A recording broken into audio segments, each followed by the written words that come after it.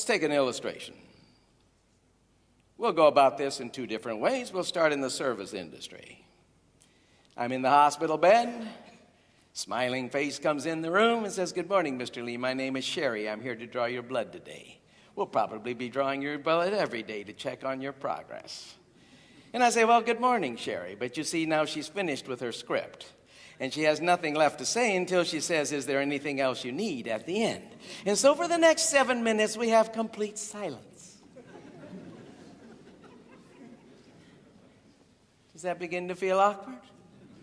Well, silence is not only awkward, but just before an invasive procedure, and I have deliberately taken the least invasive, least painful, least anxiety-producing experience patients could possibly have and still call it invasive to make my point.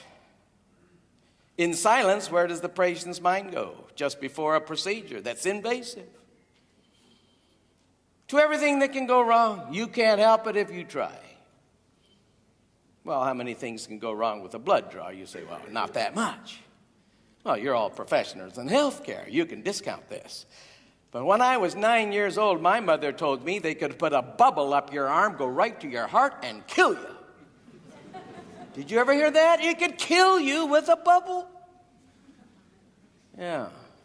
What else could go wrong? Did you know they could blow out your vein? Yeah, think about that next time. They could blow out your vein. Bleed out underneath. Big bruise on there. Hurts to bend your arm for a week. I know because it happened to my son. You know what they say when they blow out your vein? Oops. There's a reassuring word. Oops. And then they say, "Give me your other arm."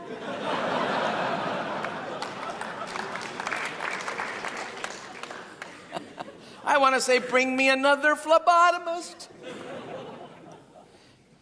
Well, if I'm having all these thoughts, oh, by the way, how many sticks? There's one that you worry about. Ow, ow, ow, ow, ow. Yeah. If I'm having these kind of thoughts, what happens to my heart rate? Goes up. What happens to my blood pressure? Goes up. When your heart rate and blood pressure goes up, what happens to your pain threshold? Goes down. Everything hurts more than it should. So when she puts that little bicycle inner tube or whatever it is around my arm and tights a knot in there, she catches some of my skin and it hurts. And I look down there and I think, you know what? If you can't see the skin in the knot, how will you ever find my vein? We're talking patient perceptions. I look at her face when she's looking for a vein. It has a frown on it. What does a frown tell you when somebody's looking for something? Well, it means they can't find it. So imagine my surprise when she pulls up the needle and she starts to think, and I want to say, hold it. I could get you a vein. Let me pump this out for you. There, quick. Of course, I don't do that. It's not very manly. This is more of the manly pose. Help yourself. There's my arm. I'm brave. I can take anything. Put 2 or 3 bubbles up there. I'll show you I can take it. Yeah, blow it out. You try that on me. I can take anything. 17 sticks. No problem.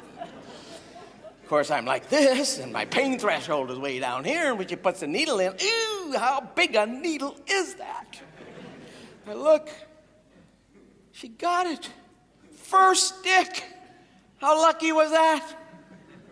Now, if you draw blood, do you want to be thought of as lucky or good? Patient perceptions. Nothing about her made me think that she would ever get that vein except by pure luck. Of course, I'm glad. She stands up and her script kicks in and she says, "Now then, Mr. Lee, is there anything else I can do for you?" And I say, "No, thank you, Sherry. Do you really have to put me through this again tomorrow?" "I'm afraid you do, Mr. Lee." And she's out the door and down the hall. In any way you can measure what she did, it was perfect. Perfect clinically, perfect for service, perfect for courtesy. But was she great? You can't improve on it. And you can't ask the patient how to improve it because the patient doesn't know. Good morning, Mr. Lee. My name is Sherry. I'm here to draw your blood today. And I say, well, good morning, Sherry. She says, by the way, do you live around here or are you from out of town? I said, well, no, I live around here. I raised 2 kids here. You see, she sensed that I was a little tense. And she decides to distract me.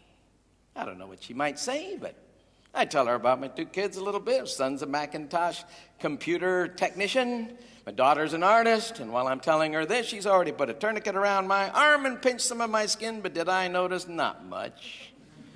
I'm trying to tell about my kids. She starts feeling for a vein, and I get focused real fast. My heart rate starts to do this. And I think, oh, here it comes. And she looks up and she says, by the way, you have a nice vein here, Mr. Lee. I should have no trouble with this one. What did that do to my heart rate? What did it do to my pain threshold? And then she goes on and said, by the way, beginners can be a little rough, but I have done this for 10 years. When they're trying to find somebody that can get a vein, they usually call the lab and say, is Gentle Sherry down there? And I say, they call you Gentle Sherry? Now, you see, once in a while, somebody will go, tss, when I say that, which, of course, means too much Disney for this group. We're not going to call each other Tinkerbell or Gentle Sherry. I don't think so. Too much Disney or too American for us.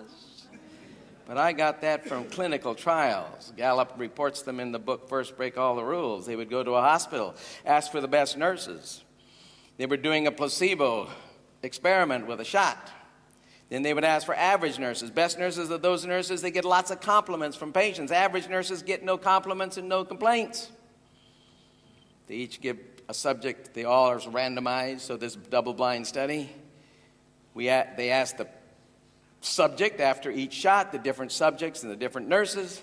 They would get a pain rating by saying on a scale of 1 to 10, how much did that hurt?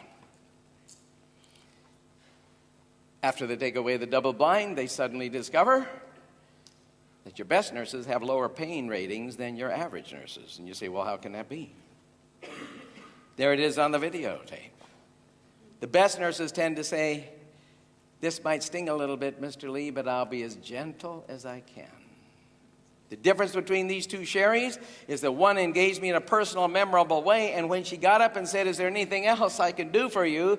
I will say, not right now, but if I have to have my blood drawn tomorrow, will you please be the one who comes back?